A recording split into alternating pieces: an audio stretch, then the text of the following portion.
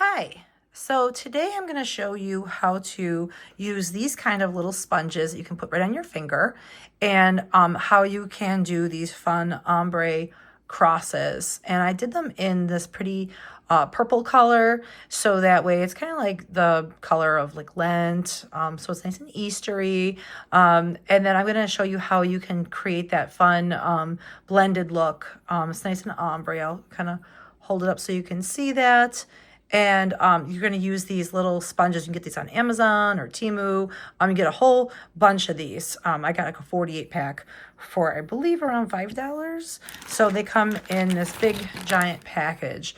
And you just put them on your finger and you're good to go. So you don't make a mess and get paint all over your hands.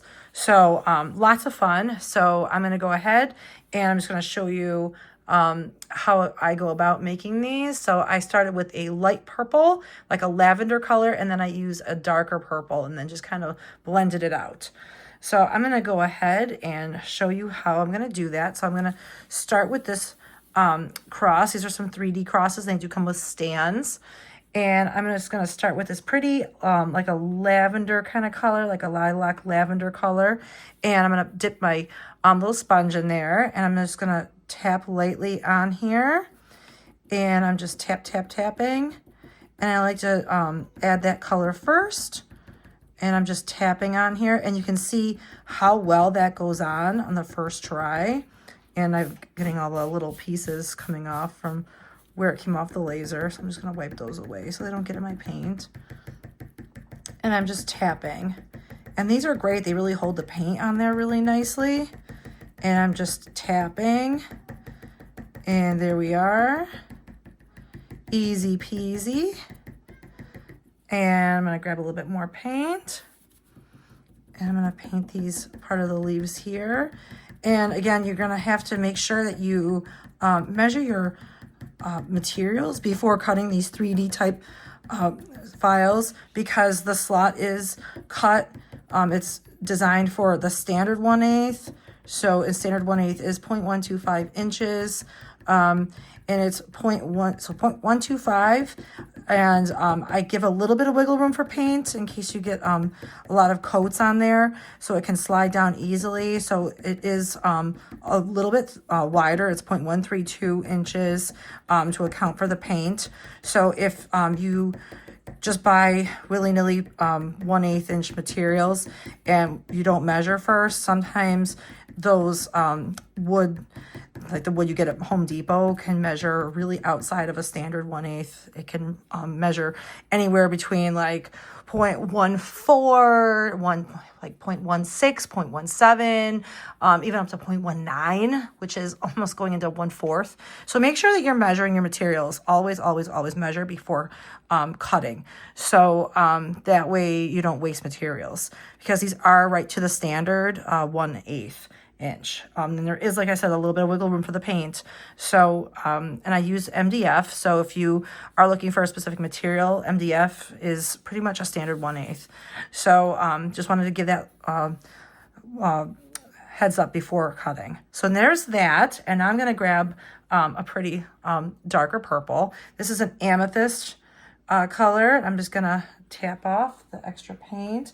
And then I'm just going to go through here and just kind of tap away at spots where I want to make a little darker. So, and then I'm just going to tap off. There we are. And it just blends right in.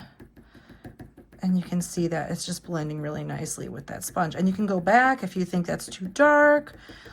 You can go back and add more of the lighter purple to blend it. And it just looks so pretty. I was going to do each cross a different color, but I decided, oh, you know what? I think I'm going to try a different technique. And I'm going to do like a blending kind of an ombre look. So, and then if you want to, you can go back and add more of that pretty lighter color, and you can keep blending until you get to the shade you're looking for. So there we are. And it just keeps blending out. There we go. And when you're happy with it, you're good to stop. So there it is. And it's nice and blended out. So lots of fun ways to play with these. And you can even put this a little bit over here. Now that you got the colors mixed together, you can blend it out here. And it's nice because you don't get all that paint on your fingers. You get it right on your finger there. And you just kind of hold it on with your thumb. And there it is. And then I got my 2 pieces, and they do slide together really easily. I'm just going to give you an idea. They slide right together. So there's my cross. And then they do go into these stands because I didn't want to like chance, because of how narrow the base was. I didn't want to chance it falling over. So they do have a stand that they go into, and you're just going to go ahead and put that in there. They do come with 2 layers. Make sure that you line those 2 layers up, and then they go right together like that. So I haven't painted the other side yet, but you want to make sure that you paint both sides. So there's our crosses. So that's all there is to doing the crosses. Easy peasy. And what's fun about these, you get some different styles. You get the ones with all different kinds of flowers. You get the ones with the roses. And then this one has sunflowers. So all kinds of fun spring flowers. Thinking spring, it's starting to warm up here, and pretty happy about that because I am ready for this winter to be over. So that's it for these, and I hope you enjoy these fun crosses. Alrighty. Hope you enjoy. Have a great day. Bye.